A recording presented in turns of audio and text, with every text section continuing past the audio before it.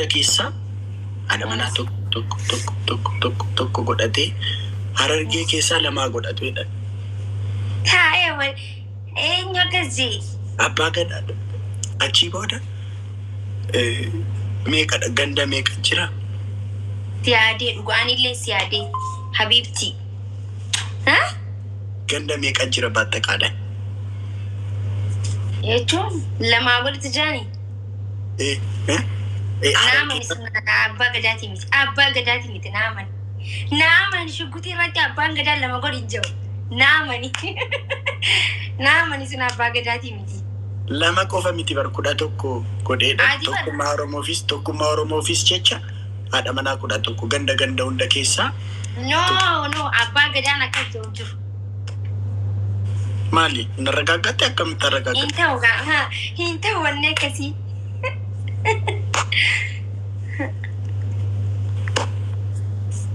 Ati akkamii garuu amma ati qobaa kee anaan qobaa kee Tiriidantii Oromoo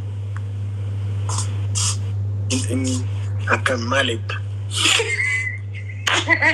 Maal jettee eenyu gubatti ittansa? Yaa jara keenya. Bika biraa jirtan isin immoo Raajuu akkam akka biraa naga qabda baddeemi anillee baddee atillee baddee maal ibsa? Daltin taal lol goonee xinnoo samuun akkana. Akkana bareeda miti? Bareeda. Baay'ee bareeda. Ani moo? Eeyyee. Eenyu ana bantaan? Galatoomi Raajuu thank you so much. Misgaanaa kisaa gabaam jedhu warri soddaa. Maaltu kisii gabbaare? Kisiin intini Ingilizanyas qaba. Afaan maalitiin ancaa jirta ammati? Afaan Ingilizanyaati. Tuuma uummata kiyya. Mindinoo latti shaaraat matoo guys. Maatii kaayiroo dhufuuf deemaa itti.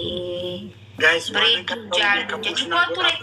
Garmaa mutu. Kana bira dhufte miti. Yoo na bira dhufte kottu. Erga gootee itti roobsi. Ismoonee waa dhaabush godha.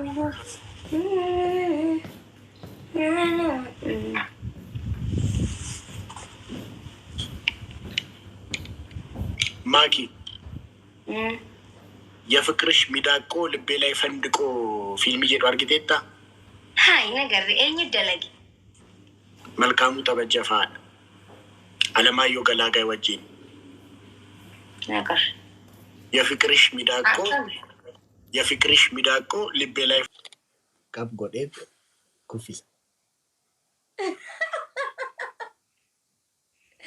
ዋና ከናከና እንጃል ዱገርቴ ቆይ ሲፈም ካማላከ ጎዳቺ ወደ ደኩፍሴ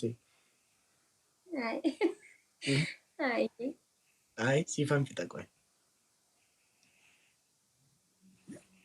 ሲፍጡ ወደ ኩፍሴ ወደ ማከ አኒ ከንጆ ዱጋት በጭራፍ ኦይ ሜንረቲ ዋያ ከይቲ ነጋፈታኒ ትሬገርቴ ታምኒ ኬኛ ወንዲ አገርቴ agartee jirta bikka deemtu na jala inaftu war miidiyaa deemurratti suma na gaafatani na jala hafuu jettee atiin kuni agartee jirta agartee akkam maarsi dhagaamere dasita kareemellaa destaa maal fitti bitatirre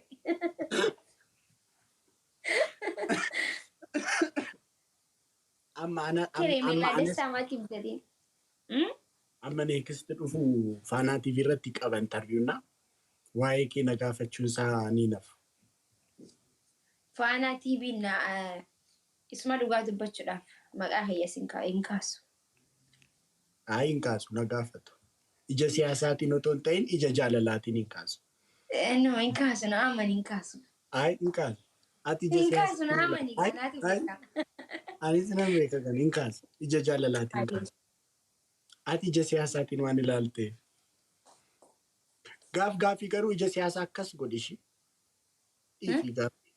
Nafaan yeroo haasoftu ija siyaasaa akkas otoo goote. Akkana. Akkam?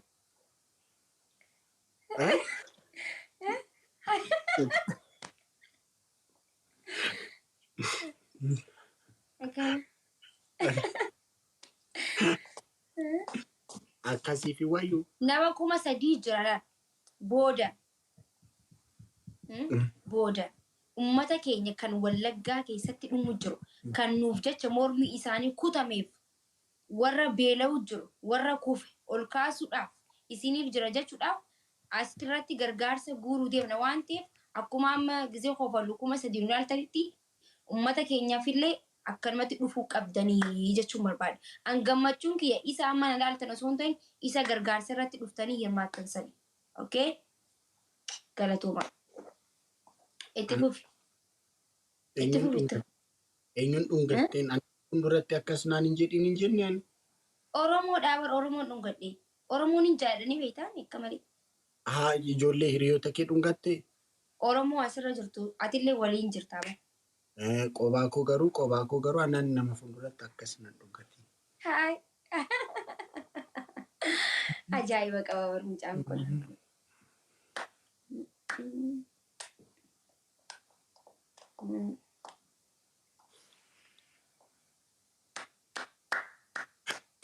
Guys, sagantaa qopheessineerra. Sagantaan tokko amma mana asliitti ni jira. Lammii keenya Wallaggaa irraa buqqaaniif.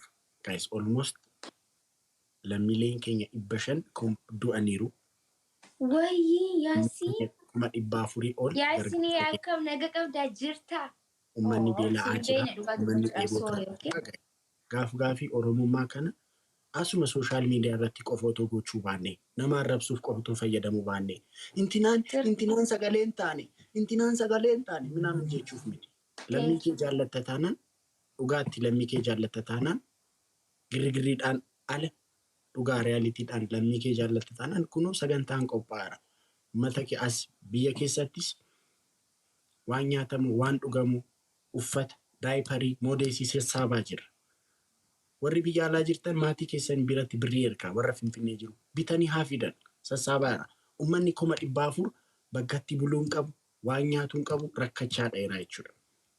Oromummaa kana intiniin godhina guys. Ani baay'ee like amma wanta sassaabaa jiru irratti hamma expect goone argachaa jiru guys. Namni dhufaara fidaa jira.